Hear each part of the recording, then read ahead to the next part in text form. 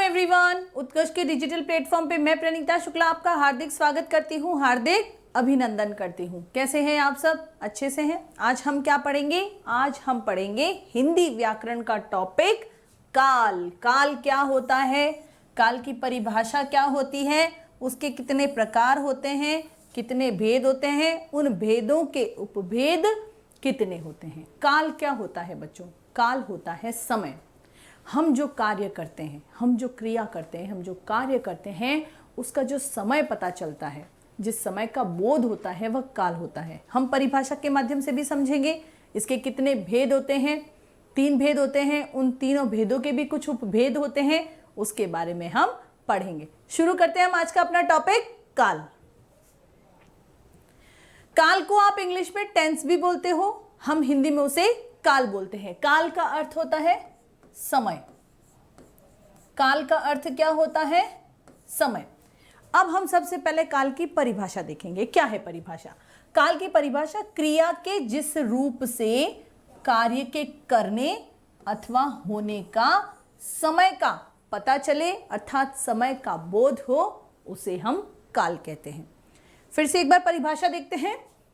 क्रिया के जिस रूप से कार्य के करने अथवा होने का समय का पता चले, उसे हम काल कहते हैं। कैसे कहते हैं? हम काल के भेद बाद में देखेंगे, पहले हम काल के उदाहरण देखते हैं। कैसे? सबसे पहले हम उदाहरण यहां ले लेंगे। पहला उदाहरण है राम विद्यालय गया था। ठीक है। दूसरा है राम विद्यालय जा रहा है। फिर तीसरा आएगा राम विद्यालय जाएगा। अब ये जो आपके सामने मैंने 3 उदाहरण लिखे हैं, राम विद्यालय गया था, राम विद्यालय जा रहा है, राम विद्यालय जाएगा। तीनों में क्रिया एक ही हो रही है, विद्यालय जाने की, लेकिन जाने का जो समय है वो बिल्कुल अलग है। कैसे अलग है? राम विद्यालय गया था, कौन सा काल? जो बीत गया, जो समय चला गया, भूतकाल।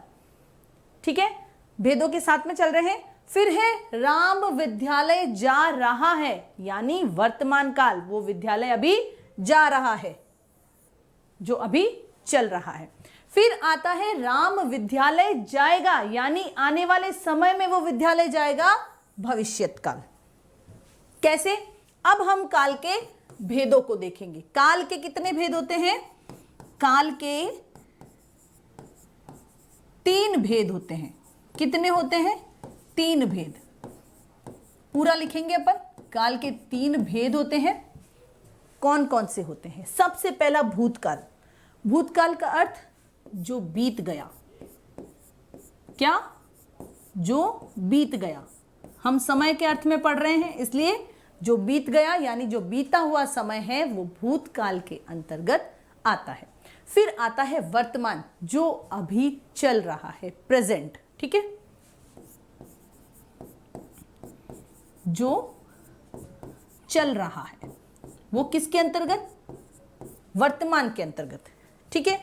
फिर आता है भविष्यत काल, यानी आने वाला समय, आने वाला कल। हम दोनों इसको कह सकते हैं, यानी आने वाला समय, आने वाला समय। वो किसके अंतर्गत आया? वो भविष्यत काल के अंतर्गत आया। काल के 3 भेद होते हैं, भूतकाल, वर्तमान काल, भविष्य काल। भूतकाल जो बीत गया, पास्ट टेंस। वर्तमान काल जो अभी चल रहा है, प्रेजेंट टेंस। भविष्यत काल जो आने वाला कल है, जो समय कल आएगा, यानी फ्यूचर टेंस। काल के 3 भेद हो गए, भूत, वर्तमान और भविष्य। मैंने आपको ये तीनों के अर्थ भी बता दिए हैं। किस में? भूतकाल में क्या होता है? जो बीत गया। वर्तमान में जो अभी चल रहा है, और भविष्य काल का होता है जो आने वाला समय है, जो आने वाला कल है। अब इस कड़ी में अपन आगे चलेंगे। आगे क्या है, सबसे पहले आ गया हमारा पहला भेद काल का जो है वो भूतकाल। भूतकाल का अर्थ मैंने आपको बताया जो समय बीत चुका है। कैसे, परिभाषा देखो, क्रिया के जिस रूप से कार्य के पूरा हो चुकने का पता चले, यानी जो कार्य है वो पूरा हो चुका हो उसे हम भूतकाल कहते हैं। जो कार्य हमने किया वो हो चुका है, उसको अब अगर हम आगे करते हैं तो वर्तमान में और भविष्य में गिना जाएगा। लेकिन जो कार्य पूरा हो चुका है वो कौन सा काल, उसे हम भूतकाल कहते हैं।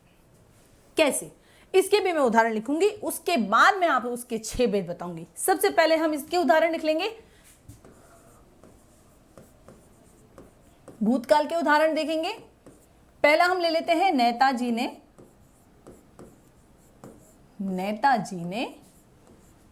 कल झंडा फहराया था। ये तो हो गया पहला उदाहरण। क्या था, नेताजी ने कल झंडा फहराया था, यानी कल, यानी बीता हुआ समय। फिर हम एक और उदाहरण ले लेते हैं, ये नंबर 1 हो गया। नंबर 2 पे हम ले लेते हैं, राधा कल स्कूल गई थी। राधा कल स्कूल गई थी। ठीक है, एक और उदाहरण ले सकते हैं हम भूतकाल का। मां ने लड्डू बनाए थे। कल मां ने लड्डू बनाए थे। तो ये जो तीनों क्रिया है, चाहे झंडा फहराया गया हो, चाहे राधा स्कूल गई हो, चाहे मां ने लड्डू बनाए हो, ये तीनों जो क्रियाएं हुई है वो पीछे के समय में हुई है, यानी जो समय बीत चुका है, जो समय चला गया। कैसे, नेताजी ने कल झंडा फहराया था, राधा कल स्कूल गई थी और मां ने कल लड्डू बनाए थे, यानी ये तीनों क्रियाएं कल, यानी जो समय बीत गया उसमें हुआ था। अब हम देखते हैं भूतकाल के 6 भेद होते हैं। कितने होते हैं, भूतकाल के कुल 6 भेद होते हैं। कौन कौन से, सामान्य भूतकाल, आसन्न भूतकाल, पूर्ण भूतकाल, अपूर्ण भूतकाल, संदिग्ध भूतकाल और हेतुमद भूतकाल। हम लिखेंगे और फिर उसको याद करेंगे। सबसे पहले नंबर वाइज देखते हैं। हम देख रहे हैं भूतकाल के 6 भेद। सबसे पहले भेद आएगा सामान्य भूतकाल।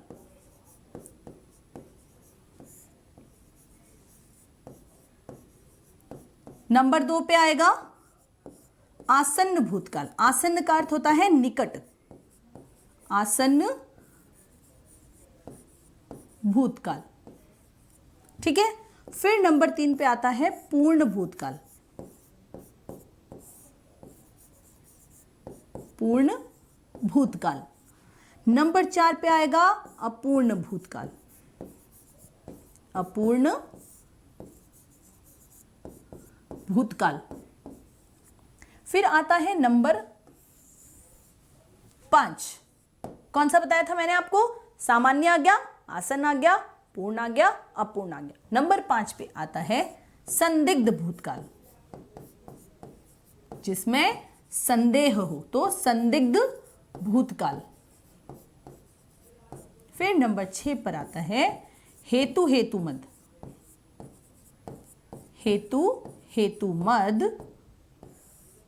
भूतकाल। ये मैंने आपके सामने जो भूतकाल है उसके 6 जो उपभेद है वो मैंने आपके सामने यहां लिख दिए हैं। एक बार दोहराऊंगी ताकि आपको याद हो जाए। सबसे पहला होता है सामान्य भूतकाल। नंबर 2 पे होता है आसन्न भूतकाल। आसन्न का अर्थ मैंने आपको बताया निकट, यानी जो कार्य है अभी अभी होकर खत्म हुआ है, तो आसन्न भूतकाल। पूर्ण भूतकाल, अपूर्ण भूतकाल, संदिग्ध भूतकाल और नंबर 6 पे है हेतुमद भूतकाल। अब हम पंक्ति वाइज यानी लाइन वाइज एक एक जो भूतकाल के भेद है उनकी परिभाषा देखेंगे और उनके उदाहरणों को हम समझेंगे। जैसा मैंने आपको 6 बताए उपभेद, पहला उपभेद है सामान्य भूतकाल। क्या है? सामान्य भूतकाल। सबसे पहले इसकी परिभाषा देखेंगे कि क्रिया के जिस रूप से उसके भूतकाल में सामान्य रूप से, कैसे? सामान्य रूप से होने का बोध होता है, पता चलता है, उसे हम क्या बोलते हैं? सामान्य भूतकाल। यानी जो क्रिया हुई थी भूतकाल में वो सामान्य रूप से हो गई, किसी तरह का कोई लफड़ा पचड़ा उसमें नहीं हुआ। यानी जो कार्य हुआ, जो हो गया, वो बहुत सामान्य तरीके से हुआ, नेचुरल वे में हुआ, उसे हम क्या कहेंगे? सामान्य भूतकाल। अब इसके उदाहरण देखेंगे। जैसे मनीषा ने पुस्तक पढ़ी, राम ने खाना खाया, सोनम ने पत्र लिखा आदि। देखो हम सबसे पहले लिखते हैं मनीषा ने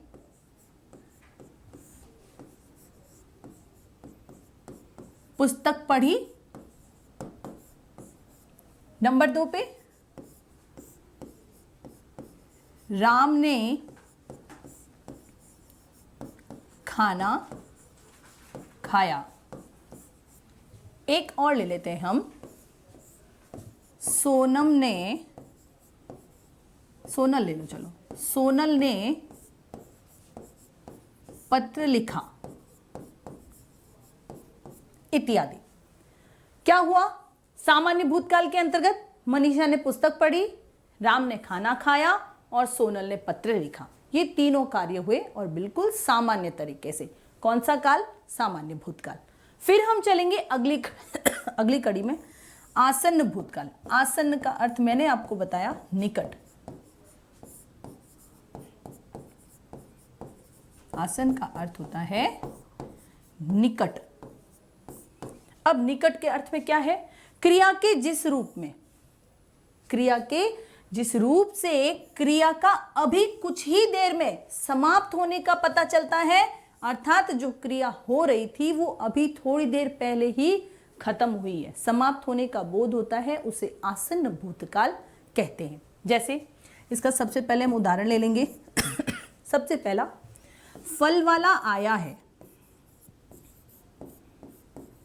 फल वाला आया है यानी अभी वो कुछ ही देर पहले आया है, आ चुका है। ठीक है, फिर हम ले लेते हैं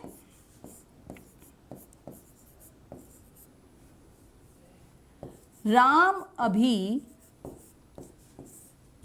विद्यालय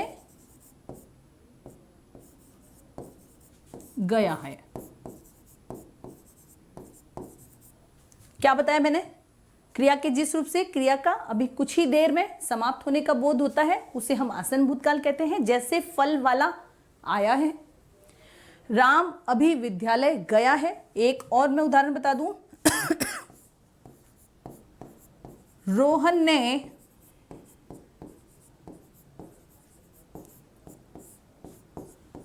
अभी क्रिकेट मैच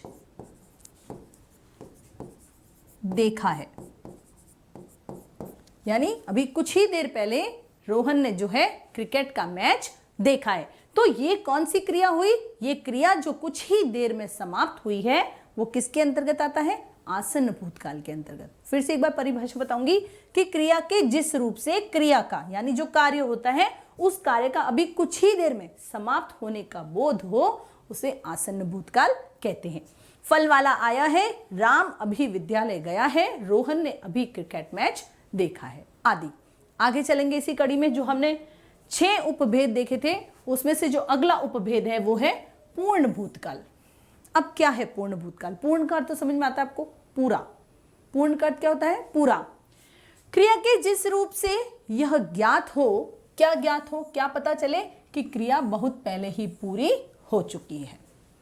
जो कार्य है वो पूरा हो चुका है लेकिन बहुत पहले, समय उस चीज को ज्यादा हो गया है, यानी जो कार्य है वो बहुत पहले हो चुका है। तो क्रिया के जिस रूप से यह पता चलता है, यह ज्ञात हो कि क्रिया बहुत पहले ही पूरी हो चुकी है, वहां पूर्ण भूतकाल होता है। अब सबसे पहले हम इसका उदाहरण देखेंगे। क्या उदाहरण है इसका? सबसे पहले देखते हैं।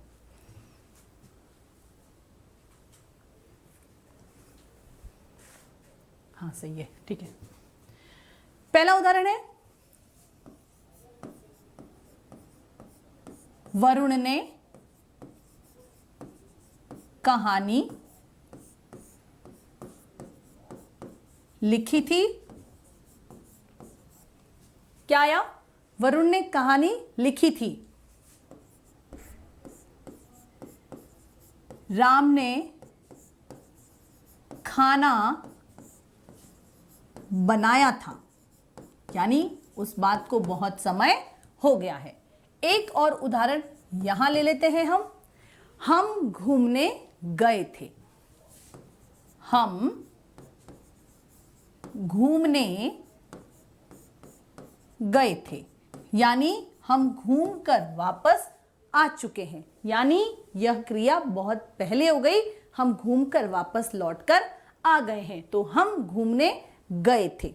एक बार फिर से देखेंगे, क्रिया के जिस रूप से यह ज्ञात हो कि क्रिया बहुत पहले ही पूरी हो चुकी है, वहां पूर्ण भूतकाल होता है।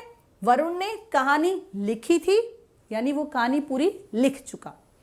राम ने खाना बनाया था, यानी बहुत देर पहले या बहुत समय पहले राम ने खाना बनाया था। और फिर है हम घूमने गए थे, अर्थात हमें बहुत समय हो गया, हम घूमकर आ चुके हैं, अर्थात हम घूमने गए थे। हो सकता है बहुत समय पहले भी गए हो, है ना, क्योंकि वो बोल रहा है कि क्रिया बहुत पहले हो चुकी होती है, वो पूर्ण भूतकाल के अंतर्गत आती है।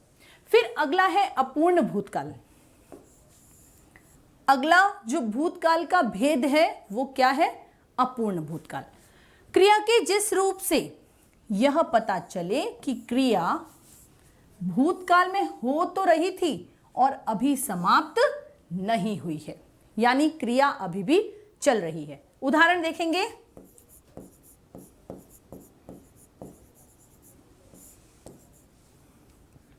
सौरभ गाना गा रहा था, पूजा नृत्य कर रही थी,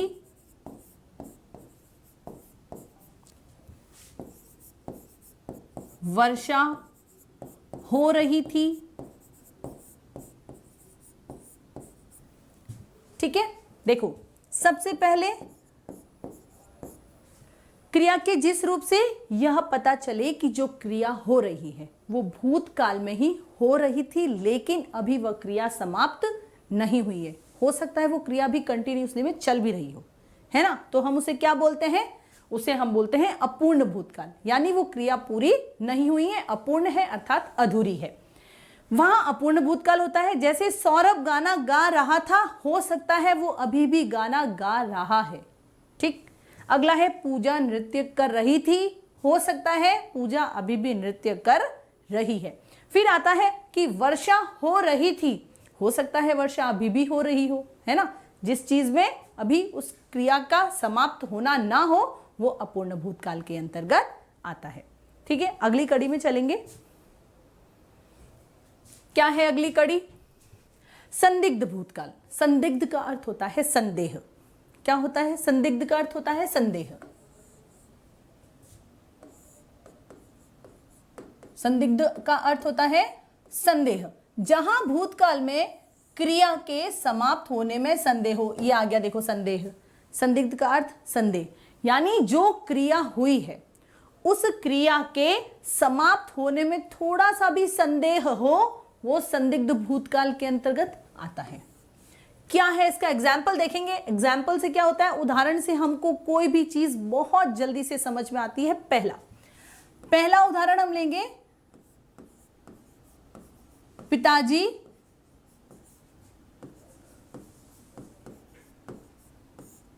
दफ्तर से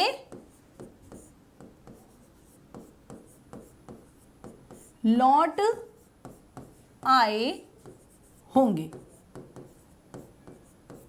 ठीक है, एक और हम लेते हैं उदाहरण, दादी ने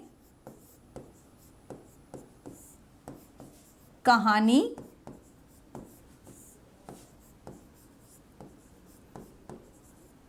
सुनाई होगी। क्या आया? पिताजी दफ्तर से लौट आए होंगे, दादी ने कहानी सुनाई होगी। एक और उदाहरण, वह चला गया होगा, वह चला गया होगा। यह भी किसके अंतर्गत आएगा? संदिग्ध भूतकाल, क्योंकि उसमें संदेह है कि वो कार्य हुआ है या नहीं उस समय में। पहले जैसे पिताजी दफ्तर से लौट आए होंगे, पता नहीं है कि पिताजी आ चुके हैं या अब आएंगे, तो लौट आए होंगे, संदेह है कि वो भी आए हैं या नहीं। फिर है दादी ने कहानी सुनाई होगी। जब बच्चा सो गया तो क्या दादी ने कहानी सुनाई थी, और अगर सुनाई होगी तो ही वो बच्चा सो गया, यानी संदिग्ध, पता नहीं है हमें, उस बात पर अभी थोड़ा सा संदेह है। फिर वह चला गया होगा, कंफर्म नहीं है उसको कि वो चला गया या नहीं, लेकिन संदिग्ध है, अर्थात मन में संदेह है कि शायद वह चला गया होगा। फिर आता है हेतु हेतुमत भूतकाल।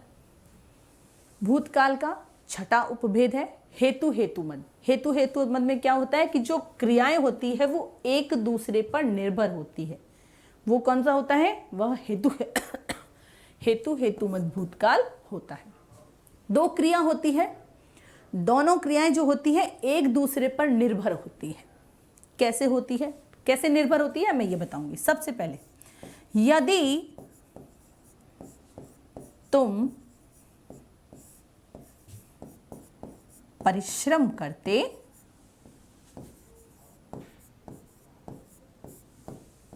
तो फेल नहीं होते।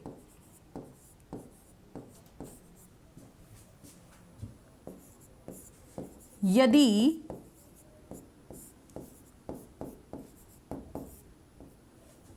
गाड़ी धीरे चलती तो दुर्घटना नहीं होती। एक और उदाहरण इसका, वर्षा होती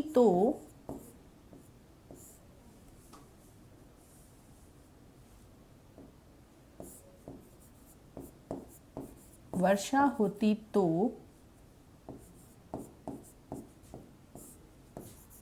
फसल अच्छी होती।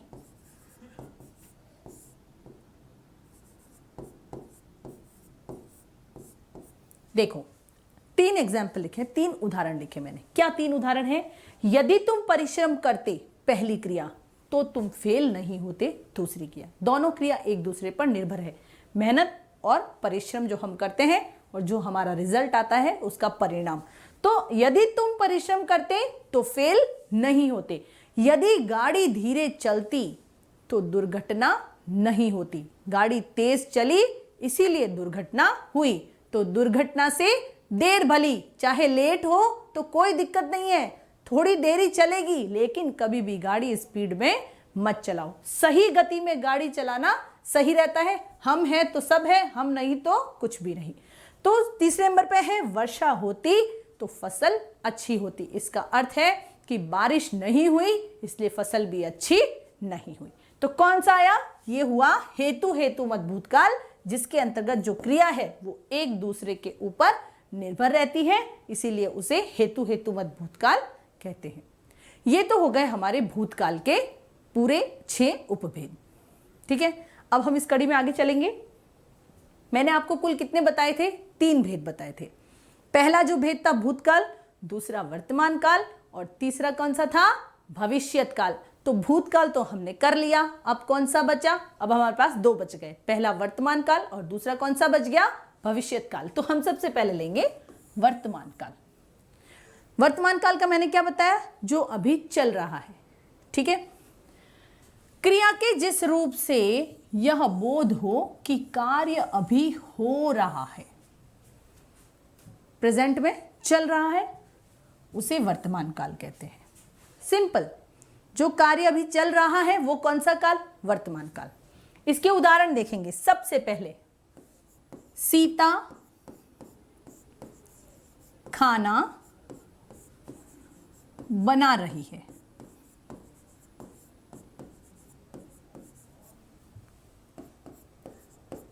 माली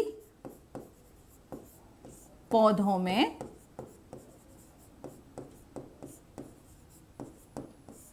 पानी दे रहा है। एक और लिख दो उदाहरण, चलो लिख देते हैं। नंबर 3 पे श्याम विद्यालय जा रहा है। यानी जो मैंने आपके सामने ये 3 उदाहरण लिखे हैं, इन तीनों में जो क्रियाएं हो रही है वो वर्तमान की क्रियाएं हैं। कैसे? सीता खाना बना रही है, यानी अभी वो खाना बना रही है, क्रिया शुरू है। फिर मैंने लिखा माली पौधों में पानी दे रहा है, यानी ये क्रिया भी अभी चल रही है, प्रेजेंट में, वर्तमान में वो क्रिया भी चल रही है। क्या क्रिया? माली जो है पौधों को पानी दे रहा है।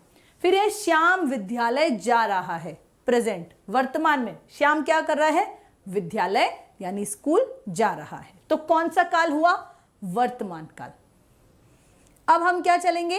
वर्तमान काल के भी 3 भेद हैं। जैसे भूतकाल के 6 उपभेद थे, वर्तमान के भी 3 उपभेद हैं। कौन कौन सा है?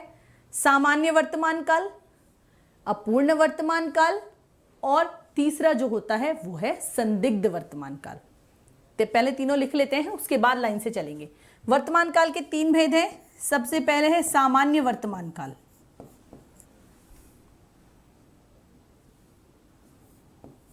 सामान्य वर्तमान काल। नंबर 2 पे आएगा अपूर्ण वर्तमान काल।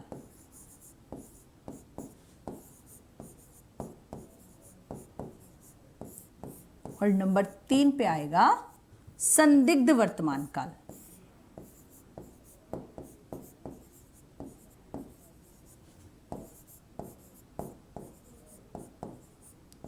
ये हो गए वर्तमान काल के 3 उपभेद।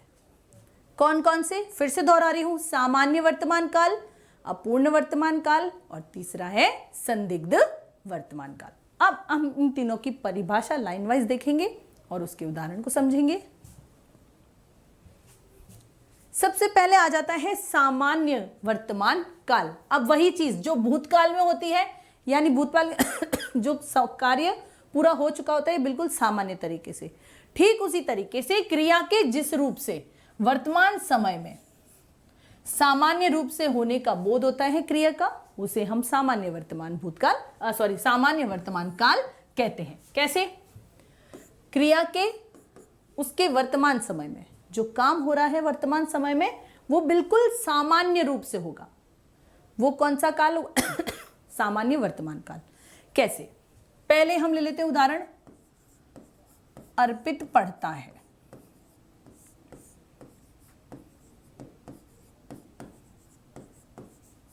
मैंने कह दिया याची खाना खाती है। याची खाना खाती है। मैंने कहा राधा नृत्य करती है। बिल्कुल सामान्य तरीके से यह कार्य हो रहा है। देखो 3 कौन कौन सा बताया मैंने? अर्पित पढ़ता है, याची खाना खाती है, राधा नृत्य करती है,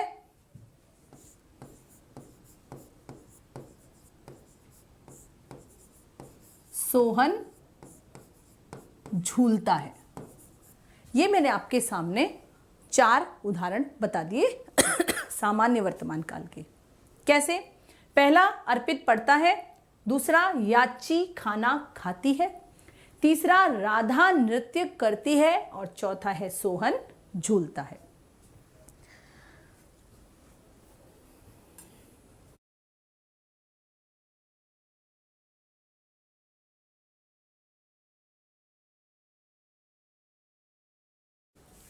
अर्पित पढ़ता है यानी जो कार्य हो रहा है, जो क्रिया हो रही है, वो बिल्कुल सामान्य तरीके से कि अर्पित पढ़ता है।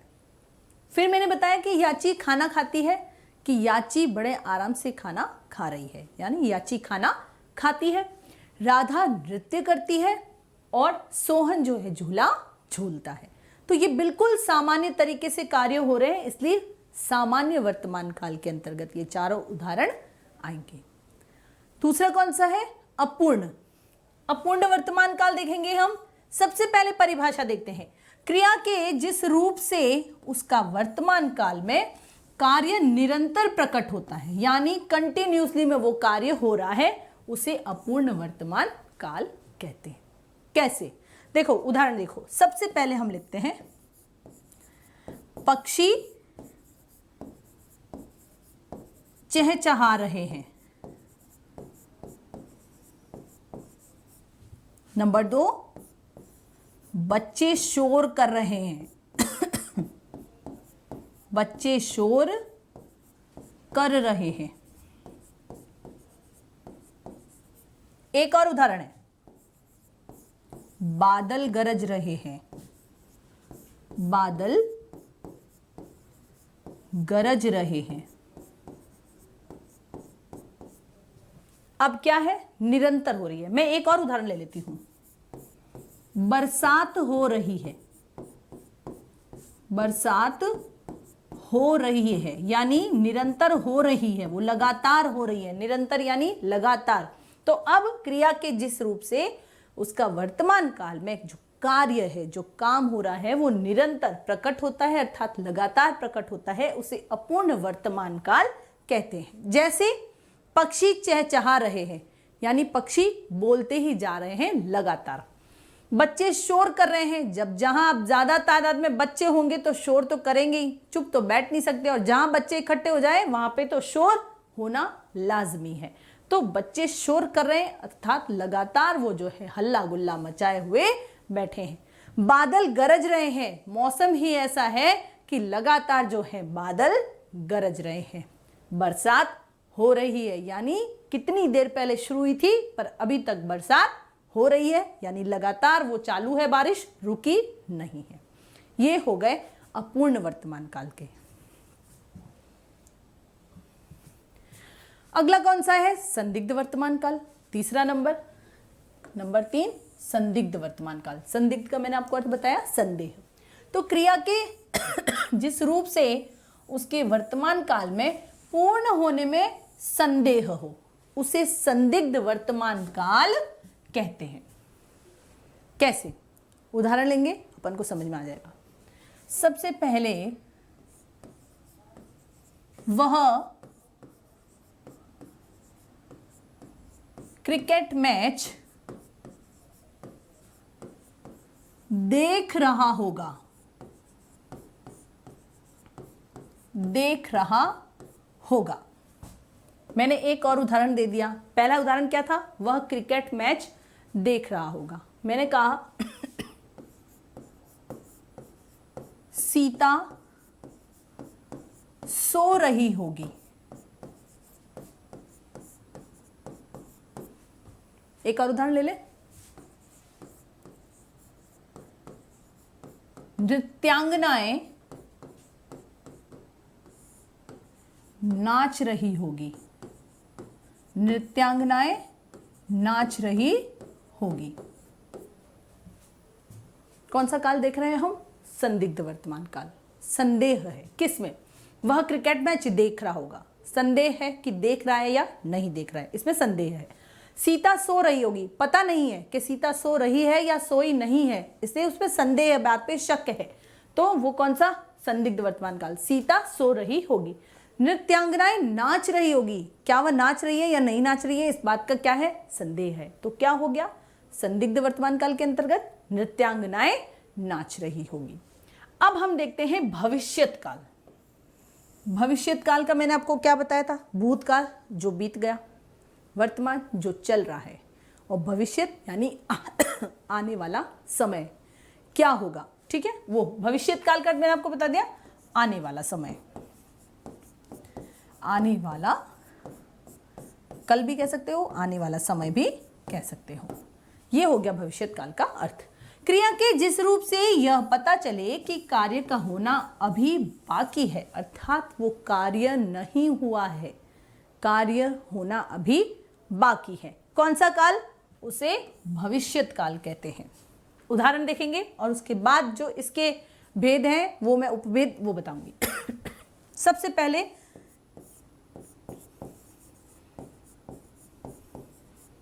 किसान खेत में हल चलाएगा।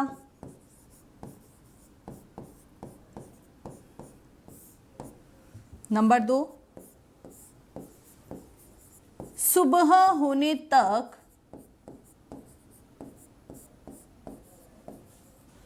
मामा जी आ जाएंगे।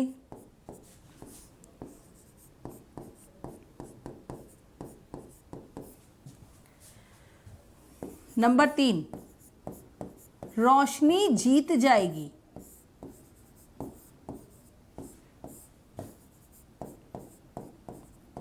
एक उदाहरण मैं अपना ले लूं क्या? चलो मैं एक अपना ले लेती हूं, उदाहरण यहां लिख दूं। 4th नंबर जो उदाहरण है वो यहां लिख देती हूं। मैं कल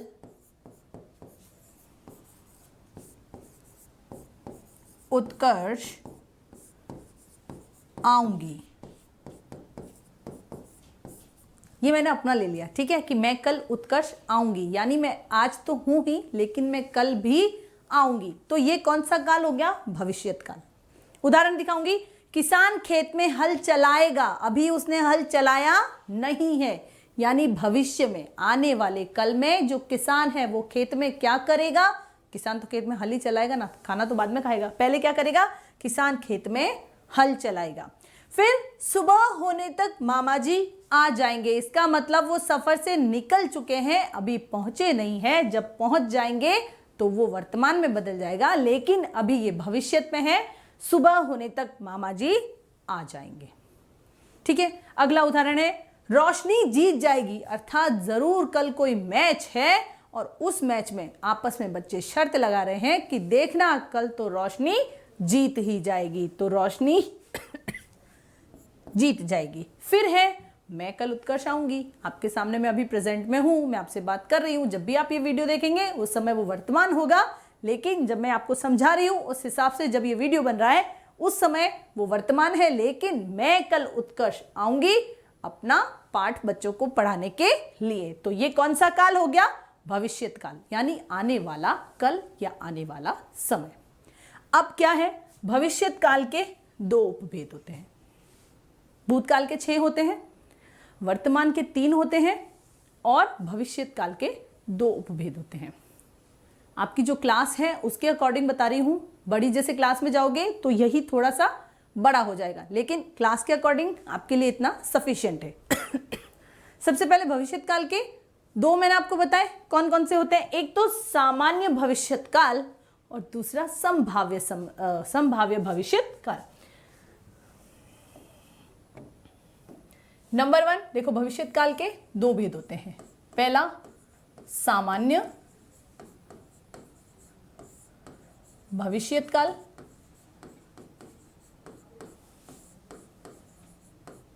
और दूसरा कौन सा होता है?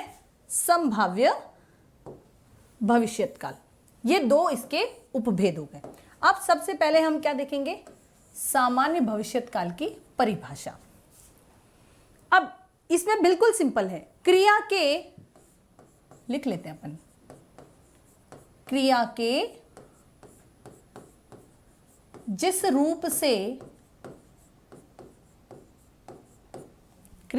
रूप से उसके भविष्य में सामान्य रूप से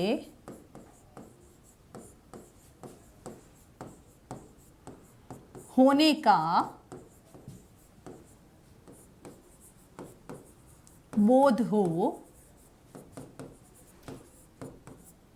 उसे सामान्य भविष्यत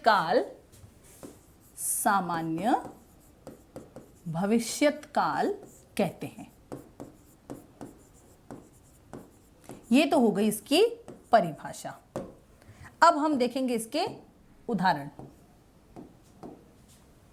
उदाहरण ब्लैक से लिख देती हूं ताकि आपको समझ में आ जाए। स्पेस कम इसलिए उदाहरण शॉर्ट में लिखा है, समझ जाना।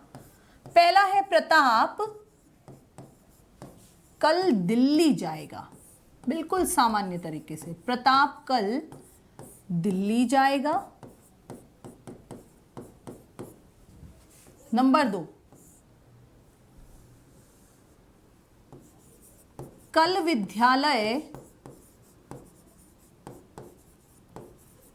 बंद रहेगा।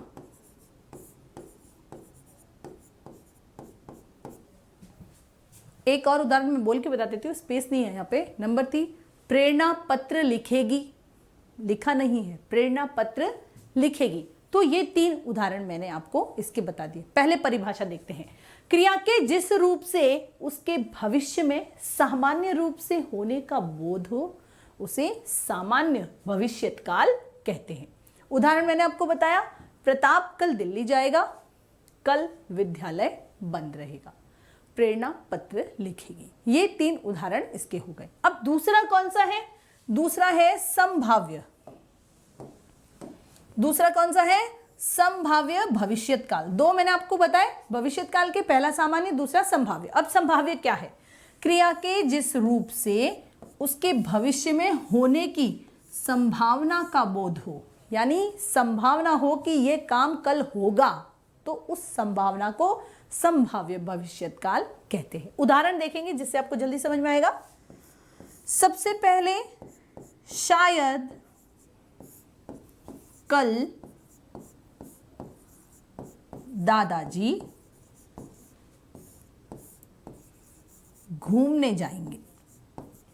फिक्स नहीं है, शायद शब्द आया है अर्थात संभावना है। शायद यानी संभावना है कि दादाजी कल घूमने जाएंगे। घर में कोई बात हुई होगी, उससे लग रहा है कि शायद कल दादाजी घूमने जाएंगे। शायद मुझे आने में देर होगी। कार्य को देखकर हम कई बार बोलते हैं, जब हम ऑफिस में काम करते हैं तो कार्य को देखकर ऐसा लगता है कि आज तो मुझे देर हो जाएगी, मुझे घर पे इत्तला कर देनी चाहिए, फोन करके बता देना चाहिए कि शायद मुझे आने में देर होगी, तो मेरा इंतजार अभी मत करना, हो सकता है मैं 2 या 3 घंटे बाद आऊं। तो संभावना है कि उसको पता है कि आने वाले समय में मुझे घर पहुंचने में देर हो सकती है, संभावना है, इसीलिए वो कौन सा काल हुआ? संभाव्य भविष्य काल। क्या बताया मैंने? शायद कल दादाजी घूमने जाएंगे, शायद मुझे आने में देर हो जाए, कदाचित मोहन कल यहां आएगा। यह भी एक उदाहरण इसका हो सकता है। आज जो हमने पढ़ा, क्या पढ़ा? काल के बारे में, समय के बारे में। समय क्या है ना? काल क्या होता है, भूतकाल क्या होता है, वर्तमान काल क्या होता है और भविष्य काल क्या होता है। इनके मैंने आपको भेद बताए। कितने प्रकार के होते हैं? 3 प्रकार के हुए। इन भेदों के जो उपभेद थे वो भी मैंने आपको बता दिए, और मैंने आपके इनको उदाहरणों को भी बहुत अच्छे से समझा। मुझे पूरी उम्मीद है कि जो मैंने आपको काल बताया वो आपको पूरी तरीके से अच्छे से समझ में आ गया होगा। अगली कड़ी में आएंगे, उससे पहले आपको जो मैंने आपको समझाया है, जो पढ़ाया, उसको पढ़ना है, याद करना है, और लिखना तो ज़रूरी है। ज़रूरी है बच्चों, नहीं लिखोगे तो आगे कैसे बढ़ोगे, है ना? हर चीज़ को समझना ज़रूरी है। जैसे इंग्लिश में टेंस ज़रूरी है, वैसे हिंदी में काल पढ़ना ज़रूरी है। अगली कड़ी के लिए थोड़ा सा इंतज़ार कीजिए। तब तक स्वस्थ रहिए, मस्त रहिए, खुश रहिए और अपने चारों ओर खुशियाँ फैलाते रहिए। आप सबका बहुत बहुत धन्यवाद। Bye bye.